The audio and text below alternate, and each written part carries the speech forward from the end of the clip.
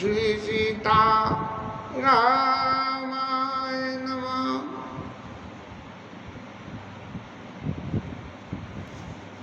भगवान ने संसार रूपी शत्रु को महा अजय संसार रिपु, इस संसार को भगवान ने दुश्मन के समान बता दिया। अब सुनने में तो ऐसा लगता है कि सारी सिद्धियां तो इस संसार में मानव देह लेने के बाद ही प्राप्त हो सकती हैं। तो मानव शरीर ही ऐसा है जो पाप और पुण्य और भजन और साधन सब कुछ करके अपना उद्धार कर सकता है। देह शरीर में तो सुख भोग होता है और अन्य दूसरे शरीरों में तो कर्मों को भोग होता है। तो महा अजय संसार रिपु, ये संसार रूपी जो दुश्मन है ये अजय है। अब इस संसार को विजय कैसे बनाया जाए? अजय है, इस अजय को कैसे विजय बनाया जाए? तो जीत सके सो वीर, वो वीर जो कि उपरोक्त बताए हुए गुणों को जीवन में धारण कर ले तभी जीता जा सकता है। लेकिन आजकल तो ये अजय और विजय का काम तो दो ही रह गए। बोले विजय कैसे मिलेगी? बोले कि अजय जब होगे तब विजय मिलेगी। और अजय कैसे होगे? बोले उल्टी रास्ता चलोगे तब अजय होगे, सीधी रास्ता से अजय नहीं हो सकते। एक हम तो व्यापारी आदमी हैं और व्यापार में तो गैया का भैंस के आगे करना पड़ता है। जिंदगी के 40 साल व्यापार करा और व्यापार करके यही समझ में आया कि गैया का भैंस के आगे नहीं करा तो कुछ नहीं होगा। तो ये जो संसार रूपी जो दुश्मन है ये इतना अजय है कि इसे विजय, इस पर विजय पाने के लिए भगवान ने रथ की उपमा से विभीषण को सब कुछ समझा दिया। विभीषण महाराज समझिए, चूंकि कल ही ये कथा आके चुकी है तो प्रभु आज फिर उसे दोबारा रिपीट करेंगे तो आगे कथा नहीं चल पाएगी। इसलिए उस उपदेश को महा अजय संसार रिपु जीत सकई सो भी जाके असरत होई दड़ सुनो सखावत दी। जीवन में संयम ही संयम, हर बात का संयम जीवन में यदि है, बोले तो भी संयम और न बोले तो भी संयम, और भजन करें तो भी संयम, भोजन करें तो भी संयम, और किसी के संग बैठ के भला करें तो भी संयम और बुरा करें तो भी संयम। तो संयम ही संसार रूपी दुश्मन को जीतने का तरीका है। और उन संयमों के प्रकार में इत प्रचारित स्कंदर पुत्र अंगद हनुमान और लड़ साक्षर भालू कपि करने हुई प्रभु आन। बंदर भालू लड़ रहे हैं, हनुमान जी और जो अंगद महाराज लड़ रहे हैं, बाकी बंदर तो जो कुछ कर रहे हैं सब कर रहे हैं, क्योंकि राक्षसों की माया तो पता लगती नहीं है कब कौन से रास्ते से कहाँ क्या कर लें। इसलिए अब बंदर भालुओं का जोर इतना बढ़ गया कि राक्षसों की सेना को मार कूट के उन्होंने भगा दिया। अब भगा दिया, रावण महाराज के पास खबर पहुंची तो रावण महाराज आ गए रथ पे चढ़ के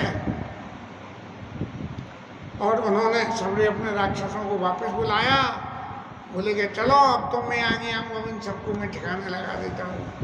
तब जो है रावण के आने से जो रावण ने हाहाकार मचाया, उस हाहाकार को मचाने से बंदर भालुओं को सबको व्याकुल कर दिया अपने बाणों से, क्योंकि 20 भुजाती और 10 धनुष बाण एक संग चल रहे। हालांकि प्रैक्टिकली सुनने में देखने में तो थोड़ा अजीब सा ही लगता है कि कैसे हाथ से हाथ न्यों मिला के एक ऊपर लगाए होंगे, या तो हाथ लंबे होंगे, कुछ लंबे जैसे हाथ की उंगलियां होती हैं ऐसे होंगे प्रभु की लीला है। रावण महाराज से बाण चलवाने थे तो 10 हाथों 20 हाथों से 10 चढ़ाए, चाप चढ़ा के मारा। बंदर भालू सब व्याकुल हो गए और घायल कर दिया बंदरों को। जब ये स्थिति देखी तब लक्ष्मण जी महाराज बाण, धनुष बाण हाथ में लेके और क्रुद्ध होकर, क्रोध में भर के रावण की तरफ आए और रावण को ललकार के कहा, अरे दुष्ट बंदर भालुओं को क्या मारने आए, मेरे से लड़। लक्ष्मण जी से लड़ाई हुई और रावण ने ये कहा कि तुम मेरे पुत्र के हत्यारे हो, तो मैं तो तुम्हें ही खोज रहा था, जी अच्छा हुआ तुम अपने आप ही मेरे सामने आ गए। और फिर रावण ने जो है ब्रह्मा जी की दी हुई प्रचंड शक्ति को लक्ष्मण जी पर प्रहार किया।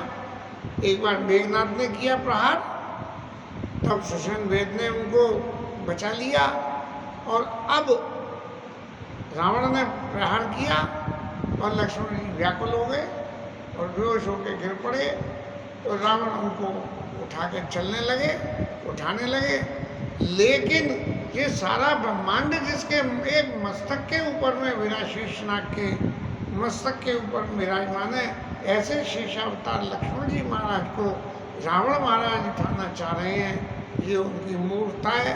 लेकिन हनुमान जी महाराज ने जब देखा कि लक्ष्मण जी बेहोश हो गए तो उन्होंने कही कि भाई ये काम तो गड़बड़ हो गया। रावण के पास पहुँचे और रावण में एक मुक्का मारा, ऐसी जोर का मुक्का मारा कि चारों खाने चित्त होके और रावण ने हनुमान जी को मारा। पहले मुक्का हनुमान जी पहुँचे तो हनुमान जी के तो इतने बलशाली कि जांग पे अपना हाथ टेक के और बच गए। लेकिन जब हनुमान जी ने रावण को मारा एक अपना मुक्का, तो रावण महाराज तो चारों कोने चित्त और गिर पड़े हैं। तब हनुमान जी महाराज लक्ष्मण जी को उठा के और ले गए, राम जी के पास ले जाके रखा। ये प्रभु की लीला है कि लक्ष्मण जी को रावण की शक्ति से बेहोश कराने का मतलब कि जीवन में कितना भी संयम बरत लो। लक्ष्मण जी ने बहुत संयम, साक्षात मूर्तिमान संयम लक्ष्मण जी, कितना भी संयम बरत लो, लेकिन संयम के संग में भगवत आश्रय में यदि कुछ कमी आ जाए, माने लक्ष्मण जी रावण को मारने गए और सीधे सीधे चले गए, राम जी से नहीं पूछी कि प्रभु आज्ञा हो तो मैं जो है रावण से लड़ने जाऊं, तो क्या हुआ कि लक्ष्मण जी को शक्ति लग गई और बेहोश हो गए।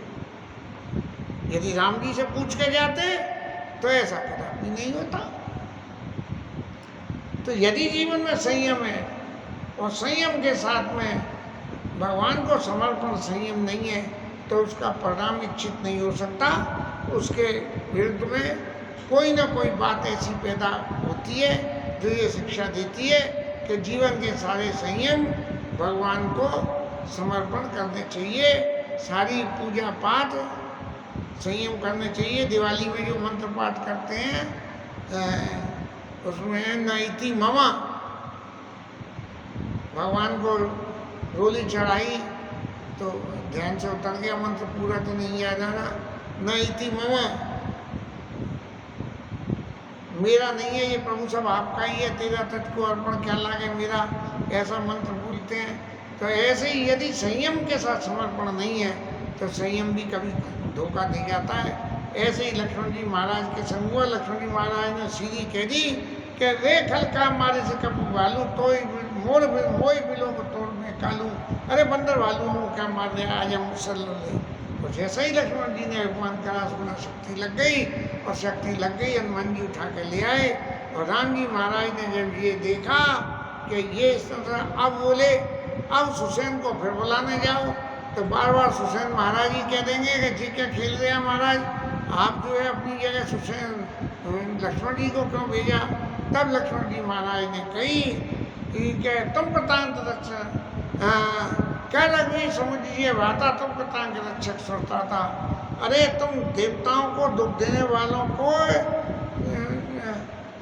से रक्षा करने के लिए जो है तुम इस पृथ्वी पे आए हो, और तुम इस तरह से नाथ हुए हो। जब ऐसी बात लक्ष्मण जी के कानों में पहुंची तो उन्होंने भी अपना लीला स्वरूप छोड़ के और श्रुत वचन उठ बैठ कपाला, लक्ष्मण जी महाराज उठ के बैठ गए।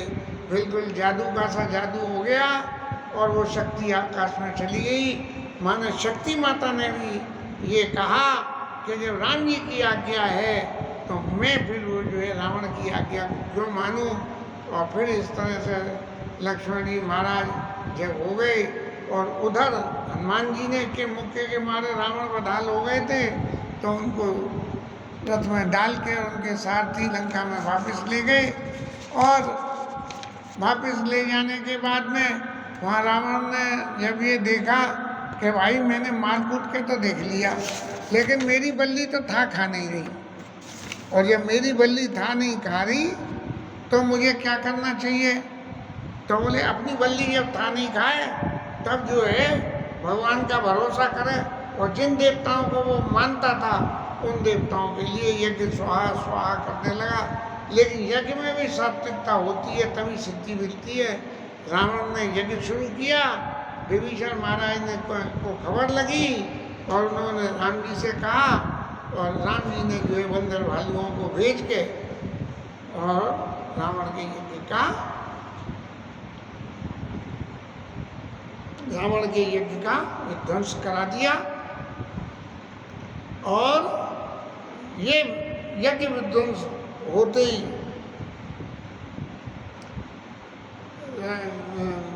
रावण उठ के फिर लड़ाई के मैदान में आ गया, और राम जी महाराज सारंग कर सुंदर से इसलिए मुखाकर कटकसे हो।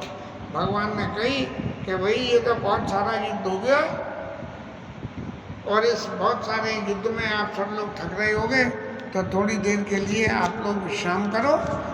और इस तरह से लड़ाई चलती रही। भूत पिशाच बेताल ताल बजा के नाचने लगे।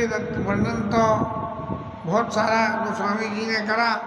रावण की माया का वर्णन करा कि उसने ढेर सारे हनुमान बना दिए जो पूंछ उठा के राम जी के ऊपर रहने लगे, और बहुत सारे रावण बना दिए।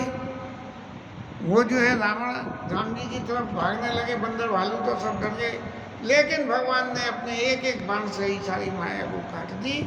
और फिर राम जी बोले कि भाई सबरे बंदर भालुओं सब लोग थक गए होंगे, तुम तो विश्राम करो। अब रावण के दूतों की तो नाश हो ही चुका है, इसलिए द्वंद्व युद्ध तो देखो सकल भय समय तत्वीर, तुम सब थक गए होगे, अब हमारा और रावण का युद्ध होने दो, हमें भी अपने दो दो हाथ दिखाने दो। और तब जो है रावण के सामने आए, और रावण ने आते ही देखते ही, क्योंकि रावण अभिमान से प्रेरित था, इसलिए रावण ने आते ही देख के अपना स्वयं बखानना शुरू करा कि देखो ए तपस्वी महाराज, मैं उनमें से नहीं हूँ जिनको तुमने मान लिया, इसलिए मेरे से संभल के लड़ना। तब जो है भगवान ने कही है, जन जल्पना कर सुयस ना सही करे, सुने ना सही नीति सुने, करी क्षमा संसार में पुरुष त्रिविध, पाताल पाटल रसाल पनस समा, एक सुमन प्रद एक सुमन फल, एक फल ही के वही ला गई, एक कहाई करई करई अपर, एक करई केत न बहा गई। राम जी ने कही कि संसार में 3 तरह के पुरुष होते हैं, तू अपनी गुणों का वर्णन करके अपने यश का क्यों नाश कर रहे हो। और संसार में 3 तरह के पेड़ होते हैं, एक पेड़ में खाली फूल लगते हैं, एक में फल और फूल लगते हैं, और एक में सीधे फल लग जाते हैं जैसे कटहल होता है, इसमें फूल नहीं होता। पाटल रसाल एक आम जिसमें फल और फूल दोनों, और एक खाली फूल के पौधे होते हैं। तो इसीलिए ऐसे ही वीर भी 3 तरह के होते हैं, जो एक कहते हैं और करते हैं, एक सिर्फ कहते हैं और एक कहते नहीं है कर देते हैं। तब रावण महाराज ने कहा कि अरे मेरे को ज्ञान सिखाने चले हो, तुमसे ज़्यादा ज्ञानी मैं हूँ। ऐसी बातें कह के युद्ध चलता रहा राम रावण का, और बहुत लंबा युद्ध चला, और इतना युद्ध चला कि मार काट मच मच के ढेर हो गए। इन सब का वर्णन करने में मेरी जिह्वा तो समर्थ नहीं है। तब रावण महाराज को किसी भी तरह से विजय न मिलती देख के तब रावण को ध्यान आया कि घर को भेदी लंका ढाए। बोले ऐसा करो, कहीं विभीषण ने मेरी चुगली कर दी कि नाभि कुंड बीच में से जाके ना तो जीत रावण ताके, ऐसा कह दिया तो मुश्किल हो जाएगी, इसलिए पहले विभीषण को रास्ते में से हटा दो। राजनीति में अपने दुश्मन को तो पीछे हटाया जाता है, दुश्मन के मुखबिर को और दुश्मन के सलाहकार को पहले हटाया जाता है, क्योंकि वही सबरे जो है दुश्मन की नीतियों को एक्टिव करवाता है।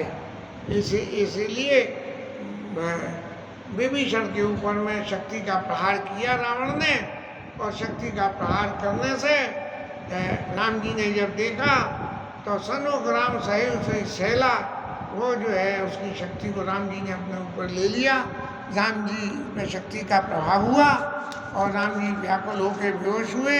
इस बात को देख के देवताओं ने कही, अरे इस दुष्ट को तो देखो, इसने और सबकी तो छोड़ राम जी महाराज को जो है भी अपने लपेटे में ले लिया। ऐसा देख के विभीषण को बहुत दुख हुआ, और विभीषण तुरंत जो है एक गदा लेके और रावण के ऊपर आया है।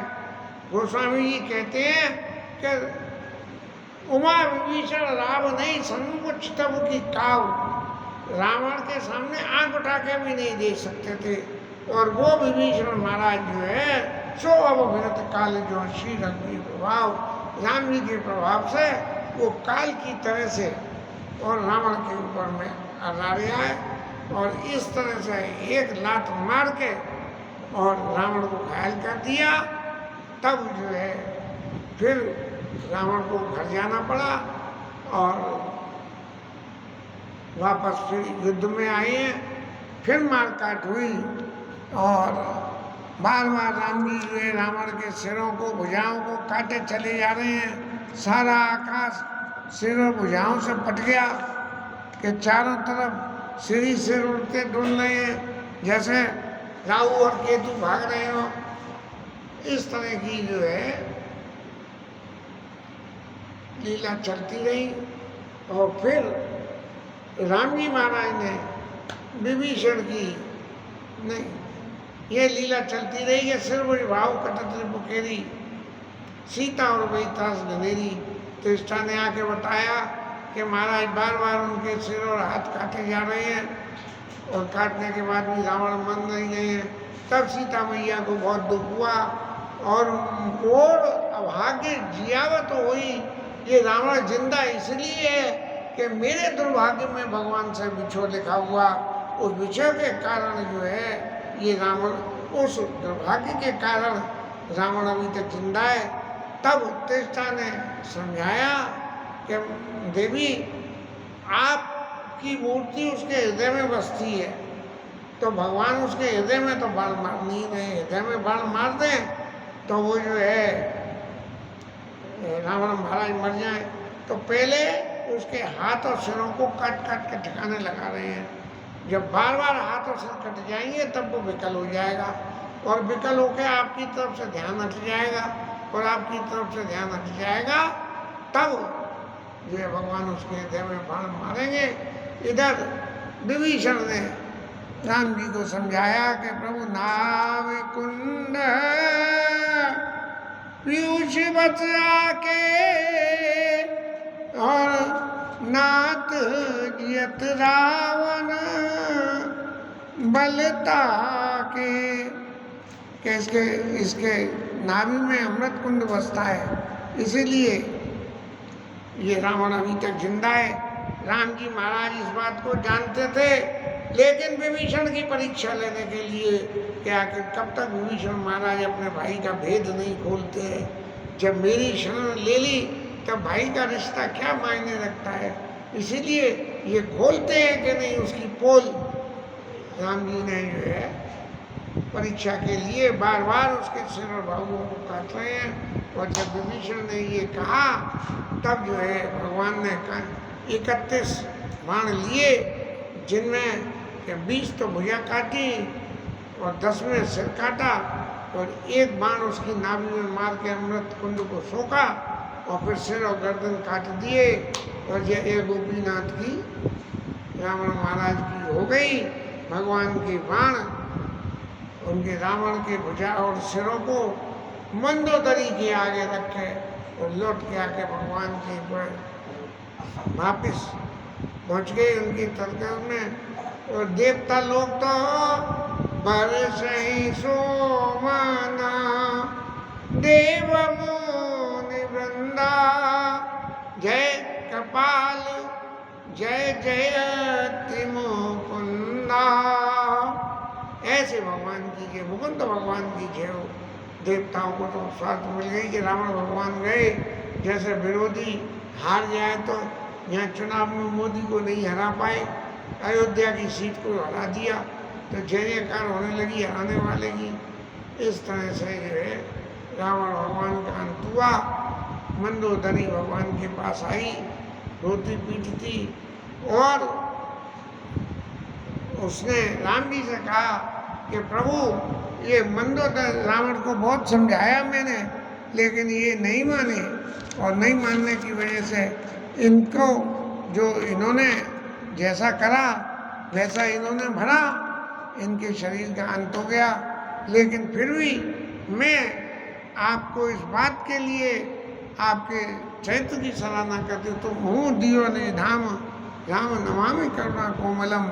आपने ऐसे दुष्ट मेरे पति को भी अपने धाम दे दिया, इस बात के लिए मैं आपकी वंदना करती हूँ। सब लोग गए, रावण का संस्कार करा, मंदोदरी आदि सब दई तिलांजल ताई और भवन गई रघुपति गुण घन वर्ण तुम नमाई। रावण पियो महाराज पानी, तुम रावण महाराज पानी और तुम मर गए हम जानी।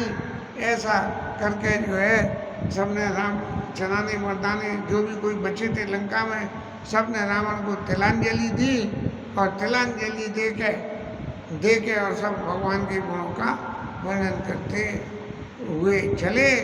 अब जब रावण महाराज मर गए तब विभीषण महाराज लंका की तरफ गए और अपना कंडोलेंस स्टेटमेंट दिया कि बड़ी लंबी चौड़ी विभूति थे और इन्होंने मेरी बात नहीं मानी, नहीं तो उद्धार तो इनका तब भी होता लेकिन दुर्गति नहीं होती। लेकिन अब जो कुछ भी हुआ भगवान ने इनको अपना धाम दे दिया, इससे अच्छी बात और क्या हो सकती है।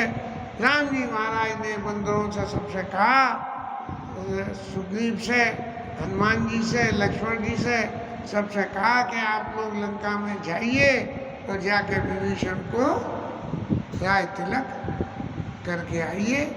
यहाँ तक की कथा आज लेंगे, क्योंकि पहले विभीषण का राज सिंहासन होगा। सब मिल जाओ विभीषण साथा सारे तिलक के नाटा, तुम लोग जो है जाके इनका तिलक करिए आओ।